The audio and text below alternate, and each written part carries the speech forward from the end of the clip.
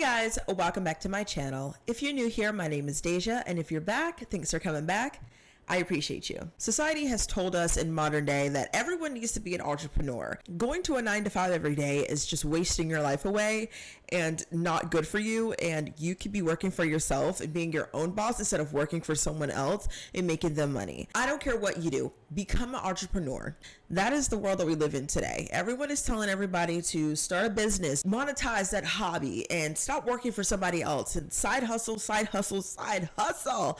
But I just want to start by talking about that most of the people, when you're thinking about an entrepreneur in modern day, you're thinking of people who probably do hair, do nails, do some type of service for people, usually cosmetology, lashes, that kind of stuff. And that's mostly what I'm talking about in this video. Before I get into the nitty gritty and all the awful things that these business owners are pretty much doing, let's talk about how most of these business owners are not licensed to do the things that they are trying to do. Now listen, don't get me wrong, I've been to a lot of unlicensed people as far as hair in my life, and my scalp is fine, okay? I'm okay for the most part. I've had a couple of incidents, but hey, I'm still here. I still have hair on my head. But it's the fact that you're unlicensed and you're charging or you're acting like you've are licensed, like you got a degree or some type of certification in this, and you don't. So if I call the police, you're going to jail. Now, starting off with the hairstylist, unfortunately, most of us have gotten that "Hey love" text the day of our appointment, and it's not a good feeling when you get that "Hey love" text, because we all know what's coming right after that text. Usually, "Sorry, I gotta pick up my kids from daycare at your appointment time. Can we reschedule an hour later?" Or, "Actually, can we cancel altogether? My grandma passed away 3 weeks in a row already." Like, all of these damn excuses. It is just like, why me? So there's a lot of things that these hairstylists are wanting. And one of those things are looking good, popularity, gotta have your makeup done, gotta have your hair washed and conditioned and dried and detangled before you get there. Not to mention that you have to have your hair braided down half the time before they can just glue a wig on top of it, which is an issue in itself. And listen, I've talked about the prices and everything in another video. This is actually one of my first commentary videos. I would really appreciate if you guys go watch that after this video.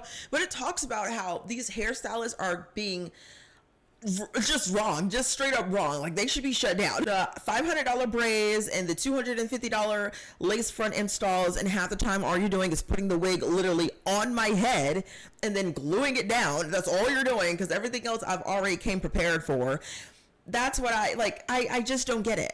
I just don't get it. And it really makes me sad, because I know that a lot of these hairstylists are black owned. Black women are trying to make money and whatever and start up a business. But the thing is, you guys make it really freaking hard to support you guys. Like, you make it painfully difficult.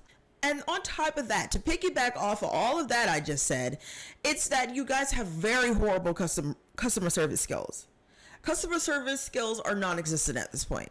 What is constructive criticism? Because you can't take a bad review. I left this woman a bad review and she told me I was lying. You're a liar. And then it was all these other things she said. And I was just like, yeah, everybody is not supposed to be an entrepreneur. Everybody is not supposed to run a business. 9-to-5s are meant for people like her. Okay? I'm sorry to say it, but babes, all of this could have been resolved with communication. If she knew how to communicate well with her customer, none of this would have happened. None of this would have happened. If she would have just listened to me as a customer with what I was saying, none of this would have happened. I would not have had an allergic reaction. My scalp wouldn't have been on fire the next day. She wouldn't have gotten a bad review, whatever. Now, I've had an allergic reaction with a stylist before, but you know what she did for me? She was like, you can come back, we'll wash it out, we'll give you a new retwist, and we'll try a different product. Simple. You can't take bad reviews or anyone telling you what you can improve on. You can't communicate well. You wait last minute to try to rearrange things, and you always somehow have an emergency when I book with you. You want me to come with all of these things done but prior to seeing you. And no shame to people that do hair in their house. I've gotten my hair done more times in people's houses than I have in a shop. That's just the way it is in the black community. That's fine. But y'all are doing the absolute most for me to be in your kitchen. And you got eggs on the stove. Like, what is going on? Like, what? Oh, and the policies. The policies are god awful at this point. Like, y'all are just sitting in y'all bed at 11 o'clock at night and just typing away on what the do's and don'ts is right before you launch your website and slap it up there and think, yeah, That'll get them in. I have read policies and have not booked. What I'm saying is the work can be absolutely gorgeous, but if the policies seem a little like arrogant, you sound kind of cocky. I don't know. I can't explain it, but I've seen some policies. I'm like, who the fuck is she? How long have you been doing this? Like, I'm sorry, that's just me. So let's talk about these nail techs. Now, I ain't too much on the nail techs because I don't get my nails done very often because of the work that I do. But when I do go get my nails done, I usually go to a salon. I remember the days where I can get my nails done for like $40, full set, pretty color, no big deal, right? It ain't the same no more, sweetie. I got my nails done for my birthday. It was $80 to get these nails. For the length and the style was $80. If I can find a picture, I'll put it in here. Like, I get it. You have to have like money to, buy new materials and pay your employees, whatever the fuck.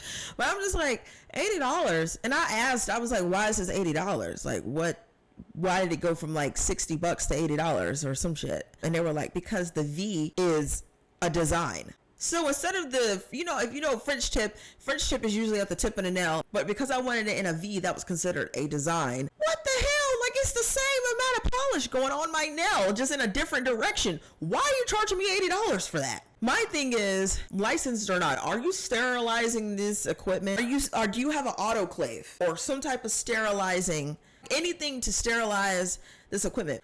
Because I don't want your last patient's toe shavings on my toes. Like, I don't want that. Like, although, yeah, you might be cleaning it off in the sink or not, but are you sterilizing it? When I go to these nail salons and I see that little blue sterilizing packet, white packet, whatever color it is, I am happy when I see that. And I know by working in healthcare that means sterile. Now, the $80 that I got charged in the little nail salon there isn't even compared to the nail prices that I'll be seeing outside of the salon that, people be doing it in their own shops or in their own houses or whatever. Really quick, I just want to say that I was going to talk about like the pricing and stuff a little more in depth, but now I'm kind of understanding that inflation is a thing. Of course, nail prices aren't going to be as cheap as they used to be because, the materials are more expensive now. But I think that going to someone that's more like in their home or in their own personal shop is probably a lot more better and efficient than going to the ones in the nail salon, only because nail salons are more about quantity and money rather than like quality. And I have had my nails burning and bleeding and hurting by going to the ones in the nail salon because they're just trying to make a turnaround very quickly. So I think if you take anything from this video, I would suggest going to a in-home stylist. Now let's talk about the unethical and I'm pretty sure illegal business practices that be going on around here. Like Teeth by Tiana. I think that was her name. I don't know. I'll put the TikTok in here somewhere. Y'all about to watch me do my own composite veneers. Here's my before. Okay, y'all. So I got my top 2 veneers done. Let's finish, y'all. The dental assistant in me is cringing so hard when I see these people trying to promote their teeth business or veneer business. You guys need to stop the shit. I'm about to call the police. I'm calling the cops for real this time because this is not right. Y'all are scared to come to the dentist to get a cavity filled, but you'll go into Tiana's back room to get your veneers put on. My question is, where is she getting the materials? Because wherever she's getting those materials, I need to call that facility right now and tell them to stop selling her shit because this is bad. This is just really bad. My question is she numbing y'all for this? Is she giving local anesthetic to her patients? Because ain't no way you're gonna be drilling on my teeth and I'd be okay with that. Like I need some numbness. I need details so I could call the police. Not to mention her veneers fell out the next day. We were already crossing the line with the teeth whitening stuff. People were talking like, hey, y'all don't need to be doing this. And now y'all got people putting on veneers for y'all. Now, I did do some research and she's in the state of Illinois. So apparently they don't really see teeth whitening as practicing dentistry. So technically she's allowed as long as you disclose to your clients or whatever that you aren't a dentist or licensed or whatever, and you can sell like teeth whitening products. But I ain't letting nobody play in my mouth unless they a licensed dentist or dental hygienist and a dental assistant. Otherwise, I'm not letting Keisha down the street play in my mouth like that and putting chemicals in my mouth. Like, absolutely not. And plus, they don't play that shit in North Carolina. So come to North Carolina and try that. You're going to jail. Okay, moving on here. So let's talk about how everybody is trying to make stuff in their kitchen and selling it. Now, first we started out with the pink sauce and then the spicy bowls and then like now we have like the the colorful pickles and all of this ish. And down the street you have Strawberries by Keisha during Valentine's Day and hella plate sales and whatnot. And that's all fine and dandy, but who is regulating this stuff? Now, I want to sound like I got a stick up my ass because I've eaten people, plate sales and strawberries and Valentine's Day and stuff like that.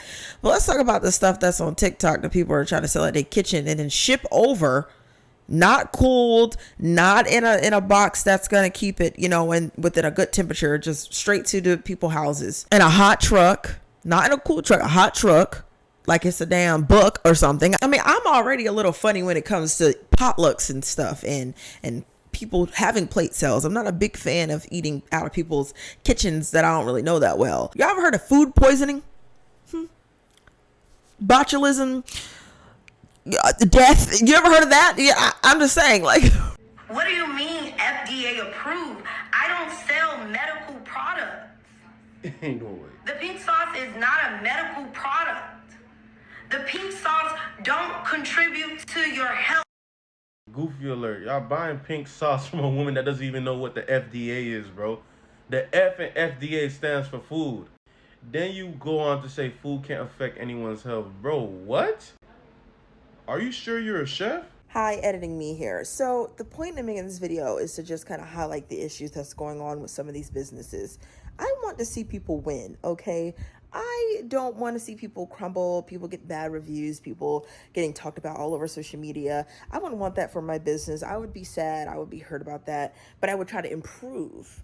I think that a lot of these new business owners are thinking about sales and money and profit than they are thinking about like building clientele and keeping a steady clientele. It's like a one and done type thing. Like I'm gonna see this client, who gives a fuck if she comes back? You know what I mean? Like I'll get another girl to do it, another girl to come. And it's crazy because it's just like, wouldn't you want repeat clients? Who knows? So they're thinking about six figures. They're thinking about making $1,000 in a day, Miami trips and crab legs and all of this expensive stuff. Like, it's just, we need to relax and get back to the basics of wanting to earn a business. Like usually it was because people had a passion for it. People don't got passions no more. All they think about is money. So yeah, I actually, was a business owner. It was just a hobby that I decided to monetize. I was doing photography for a while and I made a little bit of money and that was cool or whatever, but it really got aggravating how many times I had a no call, no show. And I wasn't the type to take deposits. I wasn't charging a lot as I should have been. And if I ever pick it back up, I will charge my worth. But I was trying to be nice and I was only charging like what, $50, $60, maybe $120 every once in a while, depending on how far I had to drive. But these people were getting lots and lots of photos, like 50, 60 photos, like an hour and a half of, shoot time, as many outfit changes as they wanted for like $100. And I was providing the props on top of that. So say I spent like $40 on props, I'm really only getting like a $60 profit. And then I had to spend like $20 of gas to get there. So am I really making that kind of like making a lot of money? No. So I was just like, this isn't even worth it no more. And now if I pick it back up, I will charge more. I will be doing deposits. I will be doing all this extra stuff. But like, it's just running a business can be a lot. And I knew that maybe this was not for me. And if I do want to get back into it, I just don't know right now, But yeah, guys, that's pretty much all I have for today's video. I just wanted to talk about all of these like crazy business ethics and stuff that's going on. Like, I'm all for supporting Black businesses, small businesses or whatever. But if y'all gonna do this, do it right. You know what I'm saying? Don't get greedy and arrogant and rude about it. You know what I'm saying? That's all I have for today's video. I really appreciate you guys watching. Don't forget to check out this video. That was my very first commentary video about hairstylists these days. Don't forget to follow me on my social medias. I'll have it listed on the screen or down in the description below. I appreciate you guys so much for watching once again, and I'll see you in the next video. Bye.